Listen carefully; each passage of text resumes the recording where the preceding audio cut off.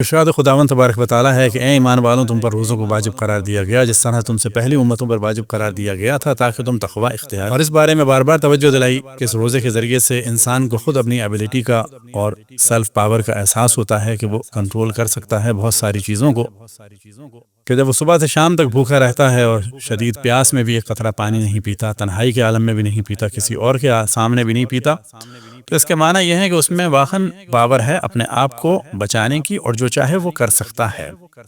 بس عام دنوں میں بھی اس روزے کے بعد انسان کا نفس مضبوط ہوگا اور وہ اپنے آپ کو بچا سکتا ہے اگر بچانا چاہے۔ گفتگو چل رہی تھی کچھ خطبہ شعبانیہ کے بارے میں، ہم نے پڑھا تھا وَظُهُورُكُمْ ثَقِيلَةٌ مِّنْ أَوْزَارِكُمْ فَخَفَّفُوا عَنْهَا بِطُولِ سُجُودِكُمْ، کہ اپنے تمہارے گناہوں کی وجہ سے جو تمہاری پشت بھاری ہے اس کو خفیف کرو، اس وزن کو ختم کرو لمبے سجدوں کے ذریعے سے۔ تو سجدے جو ہیں وہ ایک تو نماز کے ہوتے ہیں، وہ بھی لمبے ہوں تو اچھا ہے، البتہ یہ ذہن میں رہے کہ جماعت چھوٹی ہونی چاہیے۔ بعض دفعہ لوگوں کی توقع ہوتی ہے کہ جو ہمارا دل چاہ رہا تھا نماز بڑی ہو، مولانا چھوٹی پڑھا رہے ہیں۔ نماز جماعت میں عالم کی ذمہ داری یہ ہے کہ مختصر ہو اور دوسروں کا خیال رکھا جائے۔ ہم نے توجہ دلائی تھی کہ آیت اللہ العظمہ شیخ محمد علی عراقی رضوان اللہ تعالیٰ علیہ مدرسہ فیضیہ میں نماز پڑھاتے تھے، اللہ ان کے درجات بلند سے بلند فرمائے، کیونکہ جب وہ نماز پڑھاتے تھے تو ہم نے ان کے پیچھے کچھ دفعہ پڑھی، لیکن اس وقت ہم سفر پہ آئے ہوئے تھے، اور جب ہم مستقل آئے تو اس وقت وہ نماز پڑھانا چھوڑ چکے تھے، اور ہم نے توجہ دلائی تھی کہ بہت ان کی نماز طویل ہوتی تھی اس اعتبار سے کہ وہ پڑھ کے رکوع میں جانا شروع کرتے تھے تو رکوع میں کوئی جا نہیں سکتا جب تک کہ وہ نہ چلے جائیں، تو ان کو اچھا خاصا ٹائم لگتا تھا رکوع میں اس طرح آہستہ آہستہ جانے میں، پھر رکوع کے بعد اٹھنے میں۔ تو اب آپ سمجھیں وہ رکے رہیں رکوع میں سب اور سجدے میں نہ جائیں، پھر وہ سجدے میں جب جانے لگیں تو اب سب قیام میں کھڑے رہیں، تو آہستہ آہستہ جو ہے وہ کافی دیر لگتی تھی ان کو سجدے میں جانے کی۔ تو ازراہ مذاق ایک واقعہ آپ کے سامنے بیان کریں، کیونکہ آخر عراقی اس 100 سال سے بعد والی عمر میں بھی بعض دفعہ جب ان سے کوئی سوال کرو تو ایک بہت ہی ان کا سینس آف ہیومر بہت اچھا تھا، ایک مذاق والی بات کہا کہ آغا یہ آپ کے سجدے بڑے لمبے ہو جاتے ہیں، کچھ بزرگوں کا خیال کریں، تو مسکرائے کہتے ہیں کہ جہاں تک مجھے علم ہے تو مجھ سے زیادہ بوڑھا تو کوئی میری جماعت میں نہیں ہوگا، یعنی میں خیال کروں کسی کا تو ایسا کوئی نہیں ہے، میں ہی سب سے زیادہ ہوں، لیکن وہ بیچارے کی مجبوری تھی۔ تو یہ ہم نے بتایا کہ بعض دفعہ توقع کرتے ہیں امام جماعت سے کہ نماز طویل ہو، نا امام جماعت کے لیے مستحب ہے کہ نماز مختصر ہو۔ اب یہاں تو ماشاءاللہ پھر بھی ایک گیپ ہو جاتا ہے اور مومنین چاہتے ہیں، لیکن میں تو جب بھی کہیں پڑھاتا ہوں تو یہاں اللہ اکبر ہوتی ہے، وہاں میں کھڑا ہو جاتا ہوں اقامت کے لیے۔ وجہ کیا ہے؟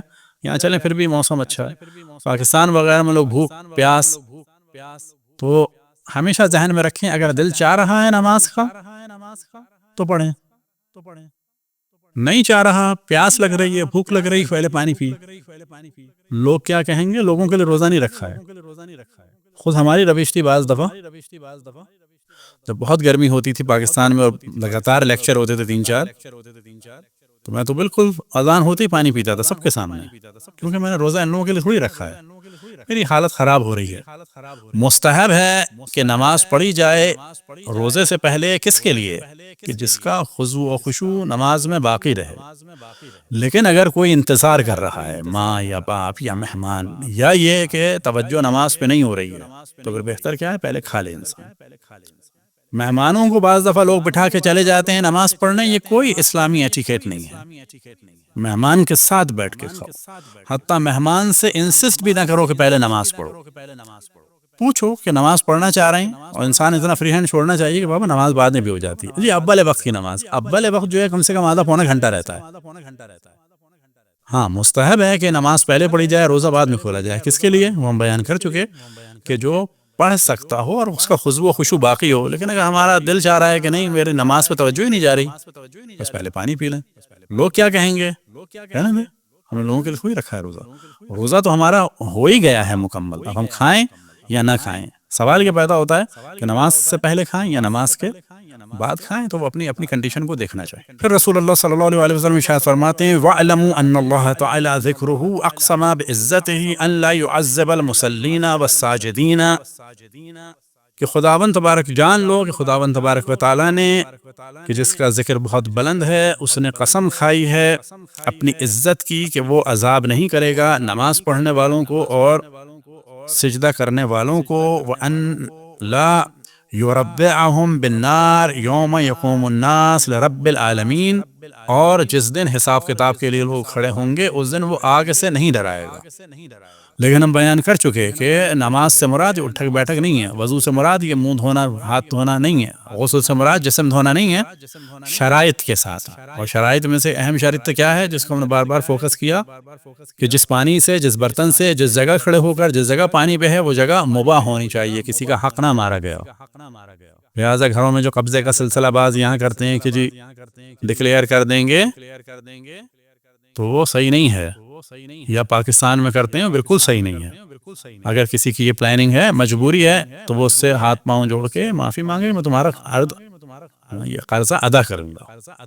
لیکن اگر وہ چکر میں ہے کہ جی سردیوں میں پولیس یہاں نہیں نکالتی، اس کو مس یوز کریں، تو اس دوران غسل وضو نماز نہیں ہوگا۔ ایھا الناس من فطر منکم صائما مؤمنا فی هذا الشہر کان له بذلک عند اللہ عز وجل عتق رقبۃ ومغفرۃ لما مضى من ذنوبہ۔ اے مومنو جان جاؤ، اے انسانو جان جاؤ، جس نے بھی کسی مومن روزے دار کا روزہ کھلوایا اس مہینے میں تو کانا لہو بذالک عند اللہ عز وجل، تو اللہ کے نزدیک اس روزہ کھلوانے کا ثواب یہ ہوگا جیسے ایک غلام کو آزاد کیا، اور جو سابقہ گناہ ہیں وہ معاف ہو جائیں گے۔ لیکن ان چیزوں میں باتوں میں نہیں آنا چاہیے، خوش فہمی میں نہیں پڑنا چاہیے۔ ہر چیز کی شرط ہے، کون سے گناہ، یہ ذہن میں رہے۔ یہ جو ہمارے یہاں جنرل باتیں ہوتی ہیں اسی وجہ سے مسلمان ظالم ہیں۔ وہ پتہ ہے حج پہ جائیں گے گناہ معاف ہو جائیں گے، کون سے گناہ؟ وہ گناہ کہ جو کر دیے اور ہم نے معافی مانگ لی وہ معاف ہو جائیں گے۔ لیکن گناہ کس قسم کے ہیں؟ مثال کے طور پر کسی کا مال مارا ہے، وہ گناہ معاف نہیں ہوگا، پہلے مال دینا ہوگا۔ ہم مال نہیں دے سکتے تو اس کو یقین دلانا ہوگا کہ ہم تمہارا دیں گے اور معافی مانگنی ہوگی۔ تو یہ جو لوگوں کے ذہن میں یہ کام کیا گناہ معاف ہو گئے، یہ کام کیا گناہ معاف ہو گئے، ہر گناہ معاف نہیں ہوتا، گناہ کی شرائط ہیں۔ یہ مسلم معاشرے میں جو اتنا ظلم ہے اور ہر آدمی دیندار ٹھیکیدار بن جاتا ہے جیسے کہ اللہ کے بعد یہی زمین پہ دوسرا خدا ہے، وہ وجہ کیا ہے؟ اس قسم کی بعض روایات ہیں کہ جو کلیئر نہیں ہو پاتی لوگوں کو۔ روایات بالکل صحیح ہیں لیکن جو دوسری روایات ہیں ان کے ساتھ یہ بات ہوتی ہے کہ ان کو ملا کے دیکھنا ہوتا ہے کون سے گناہ۔ مثلا نماز نہیں پڑھی وہ معاف ہو جائے گا، لیکن کب کہ جب سے یہ معاف ہو جائے گی نہیں، اس کو جا کے پیسہ دینا ہوگا۔ اب یہاں پہ سوال پیدا ہوتا ہے کسی کا ہم نے مال مار لیا تو کیا ضروری ہے ہم اس کو بتائیں کہ ہم نے تمہارا مال مارا ہے؟ نہ، اس شخص تک مال کو پہنچا دیا جائے کسی بھی طریقے سے۔ فرض کریں کسی کے ہم نے 10,000 پاکستان میں مارے تھے، فرض کی بات، کی جیب سے نکال لیے ماشاءاللہ۔ اب یہ بتانا اچھا ہے کہ میں نے جیب سے تمہارے پیسے نکالے تھے؟ نہ، جائز نہیں ہے یہ بتانا بھی، اپنے آپ کو بدنام کرنا بھی جائز نہیں ہے۔ لوگ جو کہتے ہیں نا ہمیں اخلاقی ضرورت ہے، نہ اسلام اس اخلاقی ضرورت کو پسند نہیں کرتا۔ اب کیا کیا جائے؟ اس کے پاس جایا جائے اور اس کو بغیر بتائے، مثال کے طور پر وہ پیسے یا حتیٰ ان سے زیادہ کیونکہ ویلیو کم ہو جاتی ہے، اس کو دے دیا ایسے میں آپ کے لیے گفٹ نہیں لا سکا، یہ آپ کے لیے۔ وہ کیا کیوں بس میں لے آیا ہوں۔ آیا بتانا ضروری ہے کہ میں نے چوری کیے تھے؟ نہ، مگر یہ کہیں اگر عزت نہ جا رہی ہو